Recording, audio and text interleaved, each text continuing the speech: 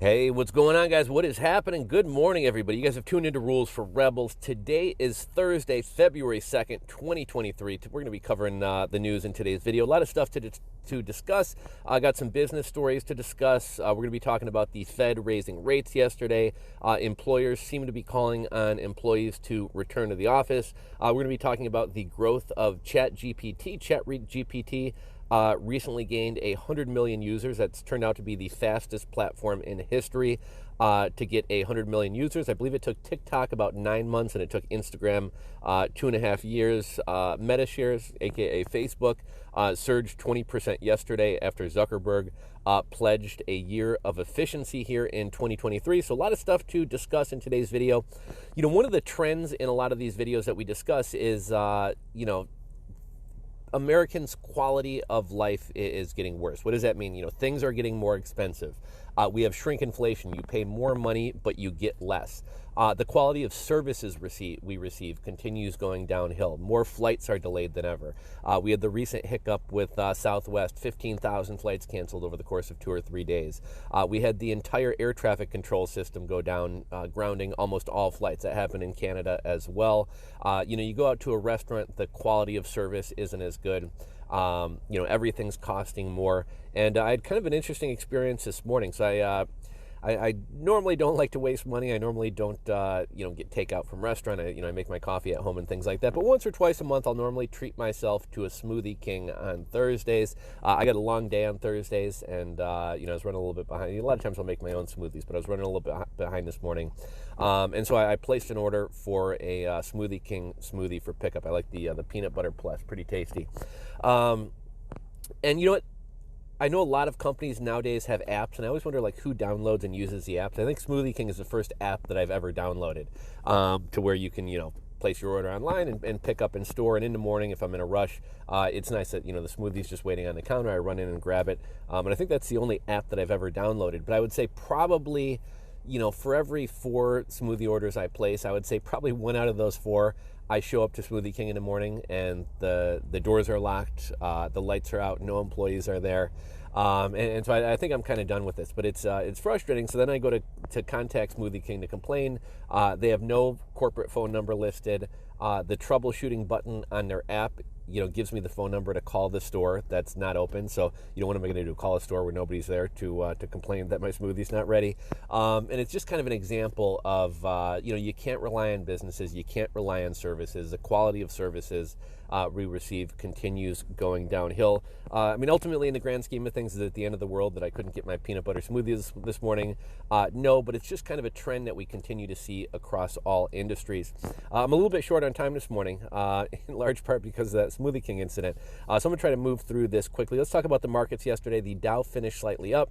At one point, the Dow was down 500 points, but it did finish up about 6 points. NASDAQ closed down 1.15%, and the S&P 500 closed up 1%. Crypto finished strong in the green. Bitcoin up 3.71%. Ethereum up 4.42%. BNB up 2.65%. Litecoin up a whopping 9.06% on a day. Gold, silver, Bitcoin, everything pretty much finished the day up. Let's talk a little bit about the Fed hiking rates yesterday. It's kind of funny. You got half the people out there saying Jerome Powell and the Fed were hawkish. You got the other half of people saying they were dovish. I can see a case being made for both. He said some hawkish things. He said some dovish things. We're going to spend a couple minutes talking a little bit about this. The Fed, let's see. It looks like the Fed is looking out more for markets than they are the general population. I think something people need to realize about all the talk about inflation coming down. The Fed is not trying to bring down prices. The Fed isn't trying to make your eggs go back to what they used to cost. I buy coconut milk every week. I either make smoothies or I don't drink real milk, so I put coconut milk in my cereal. Coconut milk used to be $2.99, maybe $3.50. Lately, unless I go to Aldi, pretty much every other store is over $5 for a box of coconut milk. And the Fed is not trying to bring down the cost of my coconut milk. The Fed is not trying to bring down prices. What they're trying to do is stop prices from rising, but they're not going to bring prices back to 2019 or 2020 or even 2021 prices. And I think that a lot of people don't realize that a lot of the prices you're paying right now, that is just a new normal. It's great if prices stop going up even more. but the prices you're paying today are likely going to be kind of the new normal. Maybe we might see a slight pullback. I did see Whole Foods was asking their suppliers to lower prices so that they could lower prices for customers. But what incentive do companies have to lower prices? So we had a 0.25 basis point hike announced by Powell and the Fed yesterday. So what was hawkish? Hawkish, he said, we're going to keep doing increases, plural, meaning multiple increases, and he's signaling that there won't be a pause in March. What did he say that was dovish? He says inflation has, quote unquote, somewhat eased, but he does note that it remains elevated. Another dovish statement changes that they're going to change the, quote unquote, pace of future increases. So, we were having 75 basis point hikes, 50 basis point hikes. Now we're down to 25. A lot of people act like this is a pivot. Rates are still going up. This isn't a pivot. Rates are going to continue going up through 2023. At least what the Fed says is that they're going to remain high through 2024. So there is no pivot, but the market wants to believe that there is a pivot. And I think if you do see the Fed either start cutting rates or not let rates remain high for as long as expected. If that does happen, I think it signals that the economy is in pretty bad trouble, and I don't think that's necessarily a positive thing. Powell says, I don't see us cutting rates this year, yet markets do seem to think that that will happen. He went on to say, we will stay the course until the job is done. We will need a restrictive stance for quite some time. We see no recession. That's kind of crazy that the Fed's saying they don't see a recession. Jerome Powell is kind of saying that there still is a chance of a soft landing, but it's not likely. But then at the same time, he's saying that there's not going to be a recession. On February 14th, Valentines Day, we get the January inflation report. Be interesting to see what winds up happening with that. We have seen a slight pullback in inflation, but I think a lot of people are feeling that inflation is going to be pretty sticky. We're also expecting another 25 basis point hike on March 22nd, and then another one on May 3rd. And at that point, the Fed may stop raising rates. Let's see. One of the problems, we have wage inflation. We need to see more unemployment, and we likely are going to see that in 2023. And I think that brings us into the next story. The U.S. return to office rate for the first time has risen, first time since the pandemic, has risen above 50%. Not sure how this is calculated. I'm kind of confused by this because for a long time we've been hearing that about 30% of workers are working remotely, and that number is expected to remain, or at least was expected to remain, roughly the same through 2023. So not sure how, before we were seeing that 60% of people are back in the office, and now they're making a big deal about over 50%. Must be that this return to office rate is calculated a little bit differently. A lot of companies are doing layoffs, and I think a lot of companies are realizing that by making people return to the office, you're probably going to get a lot of people to either quit or go find other jobs. You're going to wind up getting people to leave your company. You don't have to announce layoffs, which looks bad for the company. You wind up cutting your headcount, and you don't have to pay unemployment or severance. So kind of all around a good thing for employees, and I think we will start seeing more companies calling people back to the office. We had an article from Fortune, remote workers are losing ground in the work from home wars. Washington Post had an article, my first quote-unquote remote first workplace now has a strict office policy. Is this really quiet firing? More companies are making workers return to the offices. Morgan Stanley, CEO at Davos, said remote work is not an employee choice. They don't get to choose their compensation, they don't get to choose their promotion, and they don't get to choose to stay at home 5 days a week. Jamie Dimon of JP Morgan Chase says remote work doesn't work for bosses. He says younger workers are not benefiting from this style of work. Companies should modify their workplace to help women and mothers. Says people who work from home will be the targets of layoffs. So that's kind of what we were just talking about. People don't like commuting, but so what? And then towards the end of last year, Elon Musk, who kind of kicked off this whole return to the office, bringing Twitter employees back into the office, had tweeted towards the end of 2022, all the COVID stay-at-home stuff has tricked people into thinking they don't actually need to work hard. A rude awakening is inbound. And, I started to see a lot of posts online. Everybody wants remote work, or at least a lot of people want remote work. I saw a post from a guy on Reddit, and he was saying, my wife has trouble making it to work on time. She struggles to be in an office. She seems to have some mental issues. She doesn't like talking to people or talking on the phone. She's looking for a low-stress job with a flexible start time. She doesn't want to be on the phone. She doesn't want to work in tech, and it needs to be something that doesn't require a lot of skills. That's a whole lot of asks, right? Like, there are definitely work from home jobs out there, but you don't want to be on the phone. You don't want to work in tech. You don't want to have any skills. And she currently hates customer service because she says people are mean to her. What work from home job requires no skills, isn't in tech, doesn't require interacting with people, doesn't require on the phone? Somebody in the comments said maybe your wife needs to take some time off, get her mental health in order, and then go back to the workplace. It essentially sounds like this woman just wants to get a paycheck for doing nothing. And while a lot of people were able to do that for the past couple of years, I think those days are coming to an end. The CEO of Pulte Homes said we're in for a rough year. 2023 is going to be a rough year. There's going to be a tough road to hoe.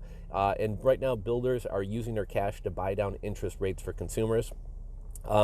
This is cutting into their profits, and they can't continue doing this forever. FedEx is laying off 10% of officers and directors. Rivian is laying off 6% of the workforce. The EV price wars continue to grow, and Rivian's stock price is down 69%. Here's something interesting to think about. What happens if you spend $100,000 on a Rivian truck, and then a year from now, 3 years from now, 5 years from now, Rivian is out of business? With a lot of these EV cars, whether it's Rivian or Tesla, you can only get work done. You can only get repairs done through them. What winds up happening if these businesses go out of business? How are you going to get your car serviced? 62% of women in Canada worry they won't be able to put gas in their car. Rolex reseller Chrono24 cuts jobs as demand slips. The easy money and people buying expensive watches, those days are over. Bars, restaurants, and hotels have added 95,000 jobs, which makes up a significant percentage of the total 106,000 jobs added in January. And again, we talked about this before. Back in November or December, we had lost 1,000 full-time jobs, but we picked up 679,000 part-time service sector and restaurant jobs. This is not good for the economy. All the jobs being added are low-paying part-time jobs. Meta shares surged 20% in after hours yesterday. Zuckerberg pledged for a year of efficiency. Could that mean more layoffs? Chat GPT set a record for the fastest-growing user base. 100 million users in January. It took TikTok 9 months to reach that. Instagram 2.5 years. Chat GPT did it in 2 months. And Chat GPT is launching a $20 subscription fee for a more reliable service. If you guys use Chat GPT, you guys know it's down a lot of times where you have to wait to get on. That would give you like premium access to the service. Zero Hedge had an article, PayPal peril, Twitter prepping for payments. Could include Bitcoin. Elon adding Bitcoin and crypto to Twitter payments. It wouldn't be the first time Elon's businesses have facilitated crypto payments. Tesla was accepting Bitcoin, and I think maybe even Dogecoin for a while. Elon wants Twitter to be a generalized super app and apparently a payment platform as well. And Twitter had previously tested tipping through the Bitcoin Lightning Network. People are calling Powell's statements dovish, especially in contrast to his hard messaging at Jackson Hole. Powell said the full effects haven't been felt from when we started raising rates. Typically takes 9 to 12 months for a hike to be felt in the economy. He went on to say we will continue to anticipate ongoing increases. We're talking about a couple more rate hikes. The labor market continues to remain extremely tight and is out of balance. There are no grounds for complacency. The Fed wants you to lose your job. Federal judge bars Sam Bankman-Fried from contacting FTX or Alameda employees.